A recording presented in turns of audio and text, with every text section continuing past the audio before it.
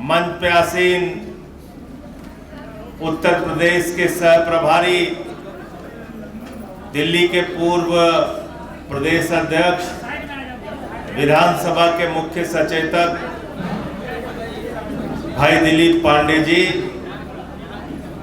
उत्तर प्रदेश के सह प्रभारी और गोकुलपुरी से विधायक भाई चौधरी सुरेंद्र सिंह जी, उत्तर प्रदेश के सह प्रभारी और किराड़ी क्षेत्र के विधायक भाई अनिल झा जी, उत्तर प्रदेश के निवर्तमान प्रदेश अध्यक्ष भाई सभाजीत सिंह जी, उत्तर प्रदेश के बौद्ध प्रांत के अध्यक्ष और जिनके नेतृत्व में, जिनकी अगुवाई में आज का ये सफल कार्यक्रम संपन्न हो रहा है, काजी इमरान लतीफ साहब के लिए एक बार जोरदार तालियां बजा दीजिए।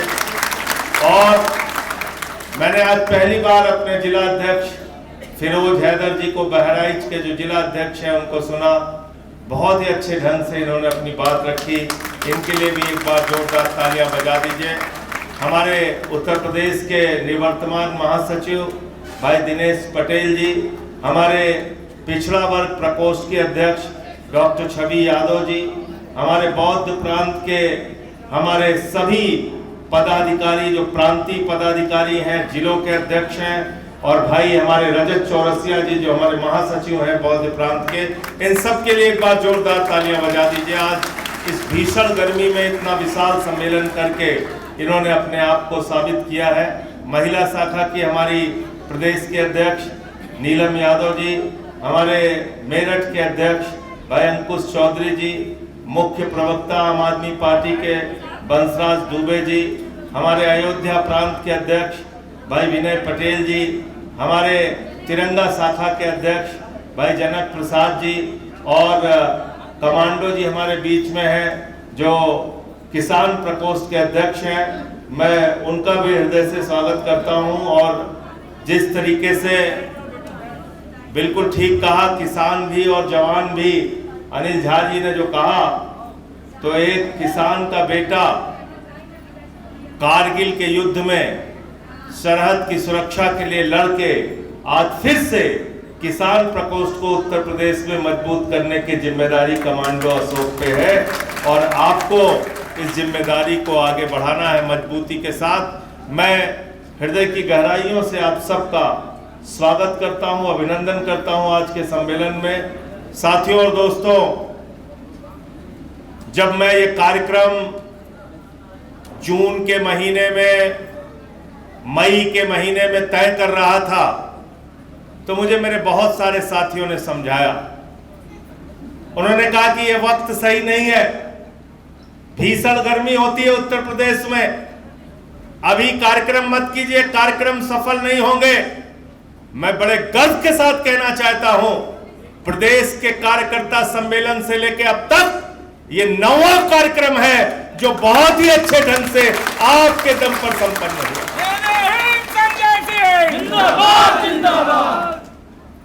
और संकट की घड़ी में, मुसीबत में, कठिन परिस्थितियों में ही आज कार्यकर्ता की पहचान होती है। और आम आदमी पार्टी के कार्यकर्ताओं ने यह साबित कर दिया कि जब हम मई के महीने में, अप्रैल के महीने में, जून के महीने में भीषण गर्मी में इतनी बड़ी तादाद में इकट्ठा हो सकते हैं, तो जब सर्द का महीना होगा तब तो हम हजारों लाखों की तादाद में उत्तर प्रदेश के अंदर इकट्ठा होंगे। साथियों और दोस्तों, मुझसे पहले तमाम वक्ताओं ने बहुत सारी बातें की, लेकिन आज मैं आप सबसे ये पूछना चाहता हूं, जिस उत्तर प्रदेश में हम लोग रहते हैं, जिस मिट्टी में हमारा जन्म हुआ, जहां का नमक हमने खाया, आज उस उत्तर प्रदेश की हालत क्या है। अगर हम किसान की बात करें तो चले जाओ मेरठ में, बागपत में किसान, भाई बात करनी है तो मन से उठ जाए। आप लोग शांत बैठिए, शांत।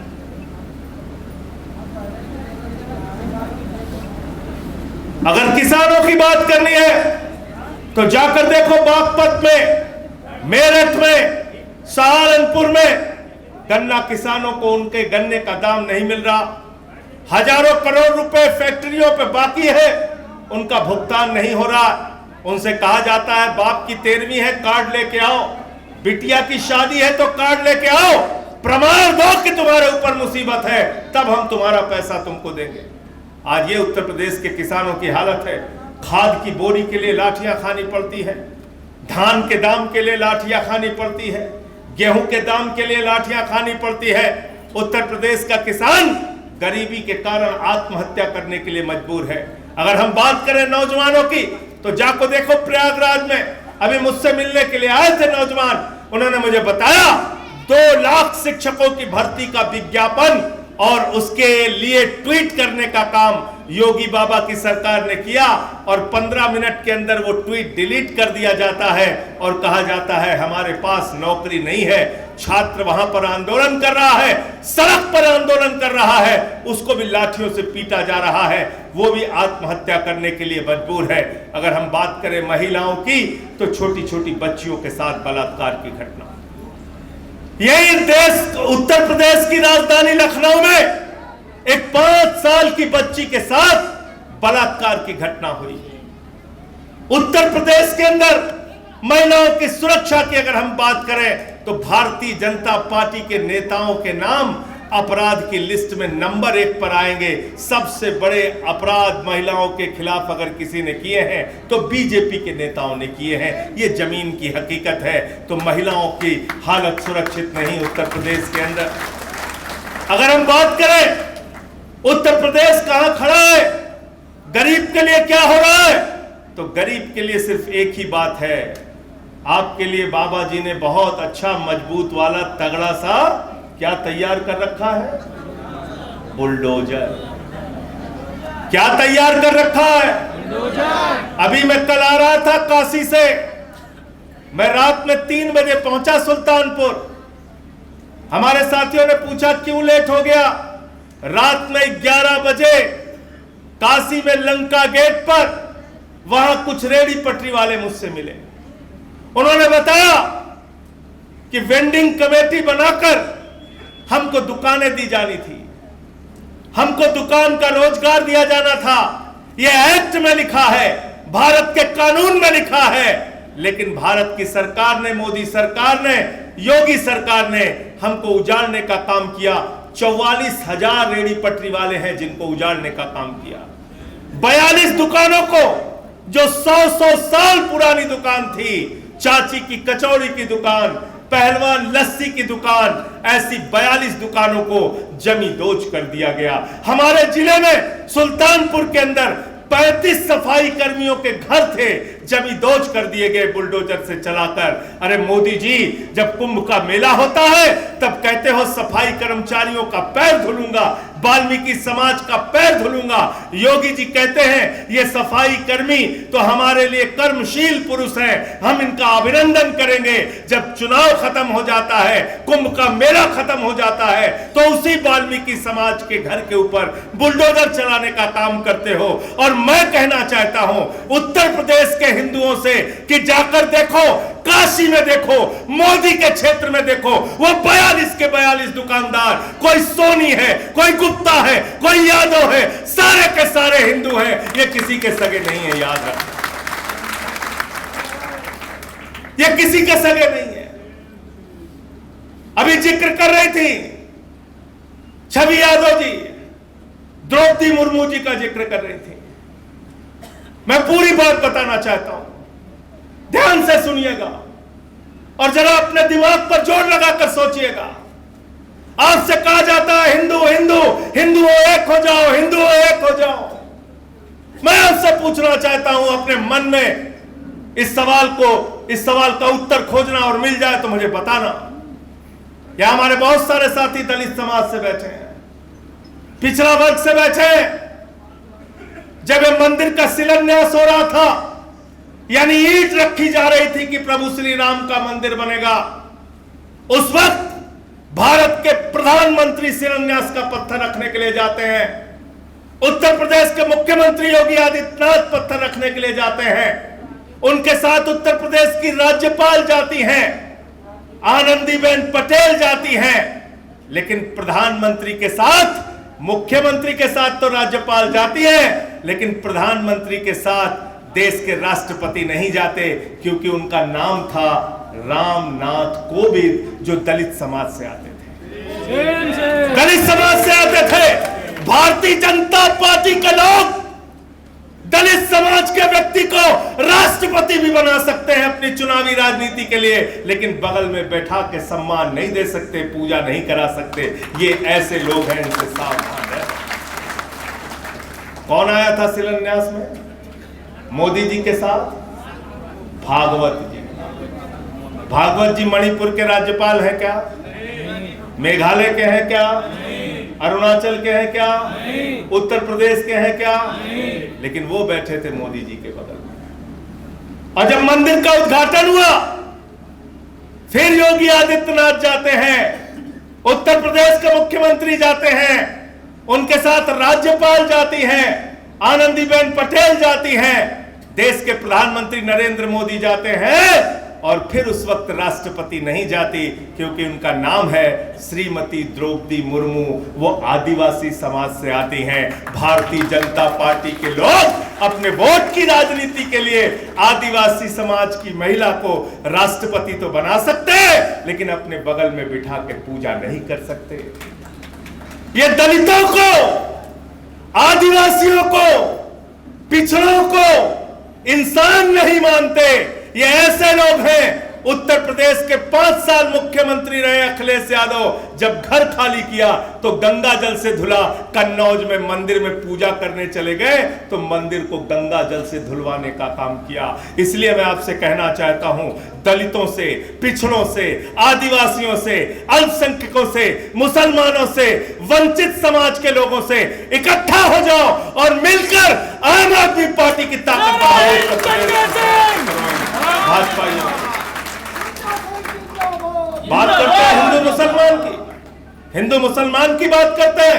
मैं आपसे पूछना चाहता हूं, जरा बताओ, कौन सा हिंदुस्तान का मुसलमान का शासक है? कौन सा मुसलमान है जिसने कहा दलित अगर निकलेगा तो अपने गले में घड़ा बांध के निकलेगा, पीछे झाड़ू बांध के निकलेगा? किस मुसलमान ने कहा कि हम आपको अपने बगल में बिठा के खाना नहीं खिला सकते, दलित हमारे साथ पंक्ति में नहीं बैठ सकता?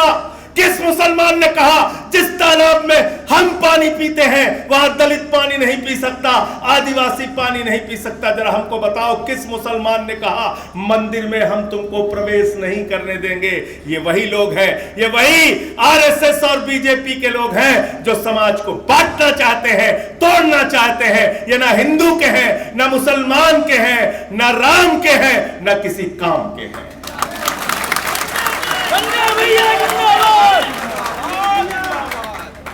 किसी मुसलमान ने तुम्हारे आरक्षण का विरोध किया था क्या जनक प्रसाद जी? जोर से बोलिए, किया था क्या? किसी मुसलमान ने तुम्हारे आरक्षण का विरोध किया था क्या? नहीं। आज भी कोई मुसलमान तुम्हारे आरक्षण का विरोध करता है क्या? नहीं, नहीं करता, नहीं करता। मैं गया था अभी बरेली, वहां पर जनक प्रसाद जी ने बाबा साहब डॉक्टर भीमराव अंबेडकर जी की प्रतिमा का अनावरण कराया। गांव के लोग आए थे, दलित समाज के लोग आए थे, छोटे छोटे मासूम बच्चे आए थे। वो खुश थे, बहुत खुश थे, लेकिन आधे से ज्यादा लोगों के पैरों में चप्पल नहीं थे। मेरे भाइयों, चप्पल नहीं थे। आजादी के 78 साल के बाद भी गांव में जिन परिस्थितियों में उनको रहना पड़ता है, आप जाएंगे, देखेंगे, उनके बीच में रहेंगे तो आपकी आंख से आंसू निकल आएंगे। जिस प्रधान ने बाबा साहब के लिए जमीन दिया, उसको भाजपा के नेताओं ने धमकाया, संजय सिंह को बुलाया था। जनक प्रसाद का साथ दे रहे हो, तिरंगा शाखा वाले बने हो, बाबा साहब के लिए तुमने जमीन दी, तुमको ठीक कर देंगे। मैं कहना चाहता हूं भाजपाइयों, किसी गुंडागर्दी के चक्कर में मत रहना। तुमको ठीक करना मुझे खूब आता है, तुमसे लड़ना मुझे खूब आता है। तुमको हम ठीक करेंगे, तुमको ठीक करने का काम तो हम करेंगे। तुमको हर जगह हम ठीक कर रहे हैं, और तुम हमसे जितना लड़ते हो उतना हमारी ताकत बढ़ती है, उतना हमारी ताकत बढ़ती है। 22 में मैं उत्तर प्रदेश में जब पार्टी संगठन का काम कर रहा था, एक दिन में 9 FIR मेरे खिलाफ लिखी गई। मेरे पार्टी का दफ्तर बंद करा दिया गया, 23 मुकदमे मेरे ऊपर लिखे गए, लेकिन सच बोलने से पीछे नहीं हटा। मैंने कहा जाति के नाम पर भेदभाव नहीं होना चाहिए, सबके साथ न्याय करो, अगर नाइंसाफी करोगे तो तुम्हारे खिलाफ हम सब मिलकर लड़ने का काम करेंगे। इसलिए मैं आपसे कहना चाहता हूं, इसलिए हाथ जोड़कर विनती करना चाहता हूं, मुसलमान का घर जब टूटे और उसके घर पे बुलडोजर चले तो खुश मत होया करो, तुम्हारा भी नंबर आएगा। जाके देखो अयोध्या में हिंदुओं के घर तोड़े गए, जाके देखो काशी में पुरातन मंदिर तोड़े गए, घर तोड़े गए हिंदुओं के, जाके देखो चाची की कचौड़ी की दुकान तोड़ी गई, पहलवान की लस्सी की दुकान तोड़ी गई, जाके देखो LDA वाले आज किस तरह से हिंदुओं का घर उजाड़ने का काम लखनऊ उत्तर प्रदेश की राजधानी में कर रहे हैं। याद रखना, ये आपके लिए स्कूल नहीं बनवा सकते, ये अस्पताल नहीं बनवा सकते, ये रोजगार नहीं दे सकते, ये मजदूरी नहीं दे सकते, ये नौकरी नहीं दे सकते, ये सिर्फ आपके रोजगार पे बुलडोजर चला सकते हैं। जो आपके रोजगार पे, आपके घर पे, आपके मकान पे, आपके दुकान पे बुलडोजर चला रहे हैं, उनकी राजनीति पे बुलडोजर आम आदमी पार्टी के कार्यकर्ताओं को चलाना होगा। बुलडोजर चलाओगे ना? तैयार हो सब लोग? तैयार हो? बुलडोजर चलाने के लिए आपको बुलडोजर पर बैठना नहीं है, बुलडोजर पर बैठना नहीं है। ऐसा मत करना चंदा लगा के बुलडोजर खरीदने लगो, बुलडोजर खरीदने की भी जरूरत नहीं है, बंदूक भी चलाने की जरूरत नहीं है, तलवार भी चलाने की जरूरत नहीं है। बंदूक तो तलवार बुलडोजर से ज्यादा बड़ी ताकत बाबा साहब ने आपको दी है, बाबा साहब डॉक्टर भीमराव अम्बेडकर ने। बाबा साहब अमर रहे। बुलडोजर से बड़ी ताकत बाबा साहब डॉक्टर भीमराव अम्बेडकर जी ने आपको दी है। और वो ताकत क्या है? वो ताकत है वोट की ताकत। वो ताकत क्या है? वोट की ताकत। और उस ताकत में लिखा गया है कि RSS के प्रमुख मोहन भागवत के वोट की संख्या 1 होगी, दिल्ली के विधायक सुरेंद्र चौधरी के वोट की संख्या 1 होगी, हमारे सुल्तानपुर में रहने वाले सुरेश भाई के बेटे की वोट की संख्या 1 होगी, जनक प्रसाद के वोट की संख्या 1 होगी, छवि यादव के वोट की संख्या 1 होगी, दलित हो, पिछड़ा हो, अगड़ा हो, सवर्ण हो, सबके वोट की संख्या 1 होगी। क्या होगी? 1 होगी। 2 तो नहीं गिना जाएगा। राष्ट्रपति हो या चपरासी हो, सबके वोट की संख्या 1 है। तो एक ही तोप है, एक ही तोप है, एक ही बुलडोजर है, एक ही तलवार है, एक ही तीर है, जिससे भाजपाइयों का इलाज है। वोट देकर इनको यहां से भगाने का काम करो, आम आदमी पार्टी को जिताने का। भगाना क्यों है? भगाना क्यों है? क्योंकि ये नफरत की फैक्ट्री है। नफरत की बुनियाद पे दुनिया का कोई मुल्क आगे नहीं जा सकता। हिंदुस्तान मोहब्बत की बुनियाद पे आगे बढ़ेगा। ये वो मुल्क है जहां मोहम्मद रफी गाना गाते हैं, दुख के सब साथी सुख के सब साथी, दुख में ना कोई, मेरे राम तेरा नाम एक साचा दूजा ना कोई। ये वो मुल्क है जहां हम रसखान को पढ़कर भगवान कृष्ण के बारे में जानते हैं। ये वो मुल्क है जहां गंगा जमुनी तहजीब के नाम पर हमने हिंदुस्तान को आगे बढ़ाने का काम किया है। तुम नफरत के बीज बो रहे हो, भाई को भाई से बांटने का काम कर रहे हो। बगल में जाके देख लो, पाकिस्तान बना है धर्म के नाम पर देश। मस्जिदों में बम फोड़े जाते हैं, दरगाहों में बम फोड़े जाते हैं, 132 बच्चों को उड़ा दिया गया। आतंकवाद की घटनाओं में हिस्सा लेते हैं वो लोग। क्या क्या अभी पहलगाम में हमारे बहनों के सिंदूर उजाड़ दिए। अभी वो 4 खूंखार आतंकवादी पकड़े नहीं गए। प्रधानमंत्री घूम घूम के भाषण दे रहे हैं, पेट्रोल पंप पे उनका सेना वाला फोटो लग गया, रेलवे की टिकट पे सेना वाला फोटो लग गया। भारतीय जनता पार्टी वाले वोट मांगने के लिए कभी ब्रिगेडियर के ड्रेस में मोदी जी, कभी सेना अध्यक्ष के ड्रेस में मोदी जी, कभी वायुसेना अध्यक्ष के ड्रेस में मोदी जी, कभी कर्नल के ड्रेस में मोदी जी। अरे जो लोग सेना का उपयोग अपनी राजनीति के लिए करते हैं, उनकी जमानतें जब्त कराने का काम करना और कहना देश से बड़ा कुछ नहीं है, तुम्हारी राजनीति हमें चलने नहीं देना। अभी क्या बोला मोदी जी ने? कहने लगे हमारे नस नस में गरम सिंदूर बह रहा है। क्या बोले? नस नस में गरम सिंदूर बह रहा है। कभी कहते हैं हमारे नस में जो है, नस नस में व्यापार बह रहा है। कभी कहते हैं हमारे नस नस में रुपया बह रहा है। कभी कहते हैं हमारे नस नस में अडानी बह रहा है। कभी कहते हैं हमारे नस नस में विजय माल्या बह रहा है। तुम्हारे नस में क्या क्या बह रहा है मुझे मालूम है मोदी जी, लेकिन एक बात मैं कह दे सकता हूं, अगर लाइट कैमरा एक्शन हो जाए तो नरेंद्र मोदी जी के नस नस में नौटंकी जरूर बहती है। भैया जिंदाबाद। क्या बहती है नस नस में? नौटंकी। अगर नौटंकी देखना है तो 45 मिनट अपना टीवी ऑन रखा करो। ऐसा ऐसा नौटंकी, ऐसा ऐसा नौटंकी मोदी जी दिखाते हैं, आप हैरान हो जाएंगे, हैरान हो जाएंगे। अभी क्या बोला मोदी जी के दोस्त ने? क्या बोला ट्रंप ने? नरेंद्र मोदी जी जिसको गले लगाते हैं, जिसको कहते हैं आपकी बात ट्रंप सरकार, उस ट्रंप ने क्या बोला? उसने कहा आई लव पाकिस्तान, मुझे पाकिस्तान से प्यार है। नरेंद्र मोदी के अंधभक्तों को नरेंद्र मोदी से प्यार है, मोदी को ट्रंप से प्यार है, ट्रंप को पाकिस्तान से प्यार है, आम आदमी पार्टी के कार्यकर्ताओं को भारत माता से प्यार है, देश से प्यार है। हमको देश से प्यार है, हमको भारत माता से प्यार है, हमको इस मुल्क की सेना से प्यार है, और मोदी जी के दोस्त को पाकिस्तान से प्यार है।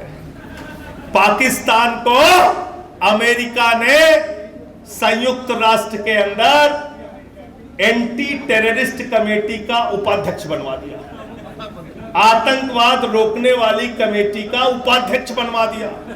और अभी पाकिस्तान ने कहा है, वो पाकिस्तान जहां लादेन मारा गया और पकड़ा गया, उस पाकिस्तान ने कहा है कि ट्रंप जी को शांति का नोबेल पुरस्कार मिलना चाहिए। पढ़ा नहीं पढ़ा तुम लोगों ने?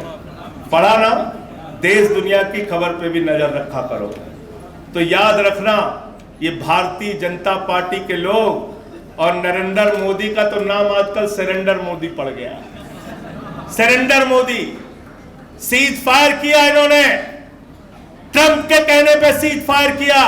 उस वक्त सीज फायर किया जब भारत की सेना 9 आतंकी ठिकानों को नेस्तनाबूद कर चुकी थी, 21 आतंकी ठिकानों को बर्बाद कर सकती थी, बलूचिस्तान को पाकिस्तान के नक्शे से अलग कर सकती थी, पीओके पे कब्जा कर सकती थी। तो सीज फायर मोदी ने क्यों किया? मैं बताता हूं क्यों किया। अपने दोस्त के लिए किया, अडानी के लिए किया। ट्रंप ने कहा अडानी का व्यापार बंद कर देंगे, मोदी जी ने कहा हुजूर ऐसा मत करना, हम दोस्त के लिए देश का सौदा करने को तैयार हैं। दोस्त के लिए देश का सौदा करने को तैयार है।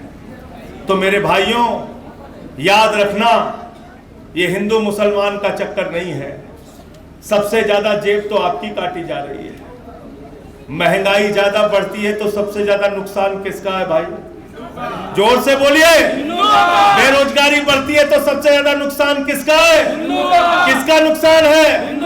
अगर किसान के फसल के दाम बढ़ते हैं तो सबसे घटते हैं, नहीं मिलते हैं, लाठियां मिलती है, खाद नहीं मिलती, तो सबसे ज्यादा नुकसान किसका है? किसका नुकसान है? अभी तो काला धन 3 गुना हो गया है। पांडे जी कह रहे थे पहले 15 लाख मिल रहा था, 45 मिलेगा, 45 मिलेगा। बैंक में खाता भी खुलवा लिए, 3 गुना हो गया काला धन मोदी जी के राज में, 3 गुना काला धन हो गया। तो आज पूरा देश भारतीय जनता पार्टी के लोग बेचने पे लगे हुए हैं। कोयला किसका है? अडानी का। गैस किसका है? अडानी का। बिजली किसकी है? अडानी की। पानी किसका है? अडानी का। पोर्ट किसका है? अडानी का। एयरपोर्ट किसका है? अडानी का। सड़क किसका है? अडानी का। आकाश किसका है? अडानी का। पाताल किसका है? अडानी का। आकाश से लेके पाताल तक सब कुछ सब कुछ किसका है? अडानी का। तो मोदी जी इंडिया के लिए काम कर रहे हैं कि अडानी के लिए? अडानी के लिए। इंडिया के लिए काम कर रहे हैं कि अडानी के अडानी के लिए? लिए। और आए थे यूपी, अनिल झा जी, एक चुनाव के प्रचार में मोदी जी आए, हमारे नौजवान कहने लगे रोजगार रोजगार मोदी जी, रोजगार रोजगार रोजगार। मोदी जी कहा चुप, सोच लिया है हमने तरीका। नौजवानों का क्या तरीका सोचा है? बोले चिंता मत करना, चुनाव में लाइन में लग के वोट दे दो, यूपी वालों तुमको हम गोबर से रोजगार देंगे। कितने शर्म की बात है। यूपी के नौजवानों के बारे में भारत के प्रधानमंत्री की धारणा क्या है समझ लो। तुमको वो समझता है गोबर पाथने वाला, तुमको वो समझता है गोबर से नौकरी देने वाला, तुमको ये समझता है तुम्हारे दिमाग में गोबर भरा हुआ है। जो तुमको गोबर वाला समझते हैं उनको इस बार बता देना चुनाव के अंदर कि हम गोबर से रोजगार पाएंगे और अडानी मलाई काटेगा, ये नहीं होगा। अमित शाह का लड़का जैसा जिसको बल्ला पकड़ना नहीं आता वो बीसीसीआई का चेयरमैन बनेगा और हमारा नौजवान आत्महत्या करेगा, ये व्यवस्था हम चलने नहीं देंगे। तुम्हारे खिलाफ खड़े होंगे आम आदमी पार्टी का सिपाही बनकर। संजय भैया जिंदाबाद जिंदाबाद जिंदाबाद। 27,000 स्कूल सरकारी बंद हो चुके हैं। कितने स्कूल? 27,000। पांडे जी कितने स्कूल? अभी क्या आंकड़ा आया अखबार में? 6,000। अभी आंकड़ा आया है 6,000 सरकारी स्कूल और बंद करेंगे। मैंने खबर पढ़ी क्यों बंद करेंगे, उसमें लिखा है 6,000 सरकारी स्कूलों में सिर्फ एक मास्टर है। कितना? एक मास्टर है 6,000 सरकारी स्कूलों में, इसलिए सरकारी स्कूल बंद करेंगे। बिजली का दाम 35% बढ़ाया जाएगा। मैं उत्तर प्रदेश के आम आदमी पार्टी के एक एक कार्यकर्ता से कहना चाहता हूं, गांव गांव में जाइए, लोगों को जगाइए और कहिए कि हम उत्तर प्रदेश के अंदर सरकारी स्कूल बंद नहीं होने देंगे। और ठीक कहा दिनेश पटेल ने, मधुशाला ज्यादा बढ़ रही है, पाठशाला कम हो रही है, तो मधुशाला खोल के पाठशाला बंद करने की राजनीति हम चलने नहीं देंगे। तैयार हो सब लोग? तैयार हैं। बिजली के बड़े दाम के खिलाफ आपको लड़ना है। आपने बिजली कटौती के खिलाफ बहुत अच्छी लड़ाई लड़ी, इसके लिए मैं एक एक कार्यकर्ता को हृदय से बधाई और धन्यवाद देना चाहता हूं। साथियों और दोस्तों, आपने बहुत अच्छे ढंग से बिजली कटौती की लड़ाई तो लड़ी, आगे बिजली के दाम बढ़ने की और बिजली कटौती जो जारी है इसके खिलाफ और आंदोलन आपको देंगे, उसकी भी लड़ाई आपको लड़ना है। सेवा का काम आप कर रहे हैं, लोगों के बीच जा रहे हैं, श्रमदान कर रहे हैं, श्रमदान करके अस्पतालों की सफाई कर रहे हैं, वहां का वीडियो बना रहे हैं, लोगों को दिखा रहे हैं, ये बहुत अच्छी बात है। कल्पना कीजिए हर विधानसभा में अगर 20 गांव में एक साथ श्रमदान होने लगे तो 8,000 गांव में हर महीने श्रमदान के जरिए आप पहुंच सकते हैं। और अगर एक महीने में 8,000 गांव में आम आदमी पार्टी पहुंच सकती है, इतनी ताकत हमारी हो जाए तो मैं कह सकता हूं 5 महीने के अंदर उत्तर प्रदेश के गांव गांव में आम आदमी पार्टी पहुंच जाएगी। आम आदमी पार्टी जिंदाबाद जिंदाबाद। और फिर क्या करना है? 26 में पंचायत का चुनाव। भाई दिलीप पांडे जी भी बता रहे थे, हमारे विधायक जी चौधरी साहब बता रहे थे कि हमें जिला पंचायत का चुनाव मजबूती से लड़ना है और 40 लाख वोट पिछले चुनाव में हमको मिले थे। 40 लाख वोट हमें मिले थे। 87 हमारे जिला पंचायत के सदस्य जीते थे। एक बात और कह दे रहा हूं, बौद्ध प्रांत के सम्मेलन में जिसको 27 के सफर पे आगे बढ़ना है वो जिला पंचायत के लिए तैयार हो जाए।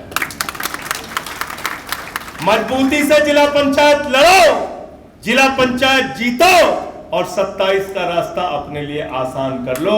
ये काम आपको करना है। और झाड़ू का जिक्र यहाँ हो रहा था, झाड़ू बहुत काम की चीज होती है, होती नहीं होती बताओ? घर की सफाई करनी है तो क्या चाहिए? झाड़ू। घर की सफाई करनी है तो क्या चाहिए? झाड़ू। बताइए संतोष जी, ये हमारी बहराइच की जिला अध्यक्ष थी पहले, बहुत ही तेज तर्रार हमारी महिला नेता है, कुछ पारिवारिक समस्याओं में है लेकिन काम इन्होंने बहुत शुरुआत से पार्टी के लिए किया। पूनम जी भी यहाँ बैठी हैं, नगीना देवी जी के बारे में तारीफ किया अभी अनिल झा जी ने। हमारे सुल्तानपुर के साथी हैं, बहराइच के साथी हैं, बलरामपुर, गोंडा, हर जगह के हमारे साथी यहाँ बैठे हैं। घर की सफाई करनी हो तो क्या चाहिए? मोहल्ले की सफाई करनी हो तो क्या चाहिए? दिनेश उपाध्याय बोल नहीं रहे। प्रतापगढ़ में सफाई करनी है तो क्या चाहिए?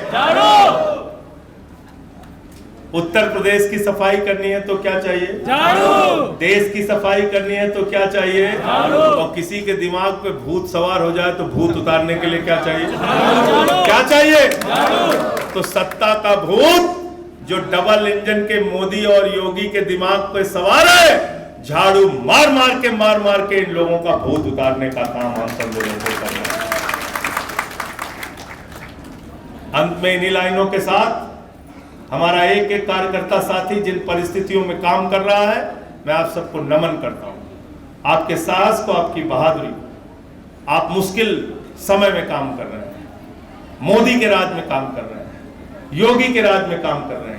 ये लोग सबको जेल भेजते हैं। केजरीवाल जी को जेल भेजा, मुझे जेल भेजा, मनीष सिसोदिया जी को जेल भेजा, सत्येंद्र जैन जी को जेल भेजा। जेल भेजने के बाद भाजपाइयों का और नुकसान हो गया।